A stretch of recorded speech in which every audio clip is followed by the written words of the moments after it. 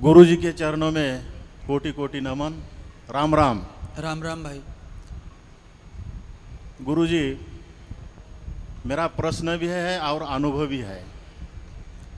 पहले तो मैं क्षमा मांगता हूँ सर कि मुझे माफ़ करेंगे, क्योंकि मैं 8 साल से आपको ये बात बताई नहीं है, इसलिए माफ़ी चाहता हूँ। 2016 पर्वतवाड़ा में कथा लिए थे हमने, तो 4 दिन के बाद बहुत ठंडी थी। 3 दिन हम दरवाजे के सामने सो रहे थे लॉक लगा के, लेकिन कुछ शेजार ने अपने जो पाठक थे उन्होंने बोले कि बहुत ठंडी बज रही है, हमारे घर में सो जाओ।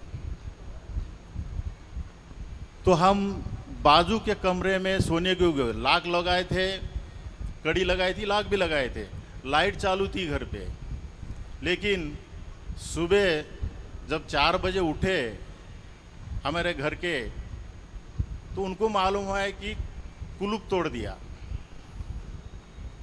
कुलूप तोड़ने के बाद आप अंदर बेडरूम में सो रहे थे, तो मेरे को भी उठाया, मैं भी आ गया।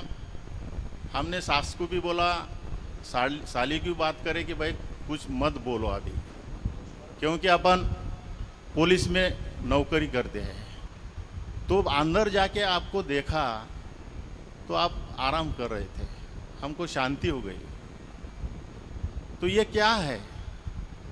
चोरी करने वाला तो चोरी करने को आया था, सोना चांदी भी आपका पड़ा था सिर के पास। तो ये क्या शक्ति है, यही आपके तरफ से जानना चाहते हैं। हाँ, ये अभी घर में कोई महात्मा विराजमान है, महात्मा की जगह पर समझो घर में कोई व्यक्ति है, तो हमारे देश में कहावत है कि चोर का पाँव जो होता है वो बहुत हल्का होता है, चोर के पाँव में शक्ति नहीं होती है, क्योंकि चोर में इतनी ताकत रहती है कि चोर खांसी के मारे डर जाता है। अगर कोई खांस जाए बगल में तो चोर जो है वापस हो जाता है, भाग जाता है।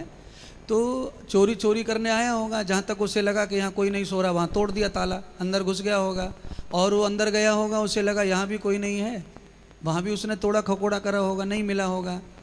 ऊपर चढ़ा होगा जहाँ मैं सो रहा था, वहाँ उसने देखा कि यहाँ तो आदमी सोया हुआ है, महात्मा सोया हुआ है, तो आदमी की हिम्मत नहीं होती है। एक तो ये भी बात है। दूसरा ये है कि आपका जो विश्वास है, अटलता है साधु के पास, गुरु के ऊपर, महात्मा के ऊपर, भगवान के ऊपर, तो विश्वास भी ऐसी जगह पर आदमी को ऐसी आपत्तियों से बचाता है, संकटों से बचाता है। आप अच्छा काम कर रहे हैं, आपके घर में भागवत हो रही है, देवता विराजमान है, और देवता जब विराजमान है तो आपके घर में चोरी हो कैसे सकती है, कोई दुष्ट आ कैसे सकता है। हम तो सब देवताओं को बिठा के रखे हैं, रोज़ पूजा करते हैं, तो हमारी घर की रक्षा हमारे पूजा पाठ, हमारे देवता गुरु भी करते हैं। इसी तरह से हम संकटों से बचते हैं। तो हमें इस अनुभव से ये ज्ञान मिला है कि हमेशा हम साधु संतों को घर में अगर रखते हैं, मूर्ति के रूप में साक्षात सेवा करते हैं, तो ऐसे हादसों से हमारी जो है घर परिवार बचता रहता है, चोर चकोच्चों से। धन्यवाद।